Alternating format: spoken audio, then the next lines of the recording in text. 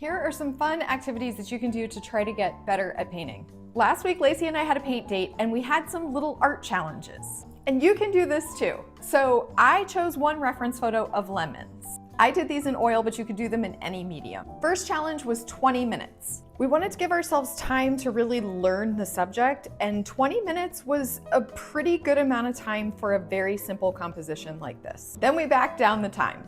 This was my 13-minute sketch, and you can see it's a lot rougher, but also it's a lot looser, which is something I'm trying to achieve. And then this one, we backed it down to 9 minutes. You can see this is really simplified. But I do think if you're trying to loosen up your painting, this is a great activity. So the next challenge was to paint the lemons using a limited number of strokes. I was trying to do it in 15 strokes. I did it in 18 strokes. And then I gave it a second go, and I was able to do it with just 15 strokes. That's not including the shadows, just the lemons. The thing I like about this one is this angle. The next challenge was a value study, and a value study just means that you're painting in one color and you're just working on lights and darks. And this was definitely the hardest one. It kind of looks like oddly shaped Christmas baubles. This is a great exercise for learning how to create shapes using just value, just lights and darks of one color.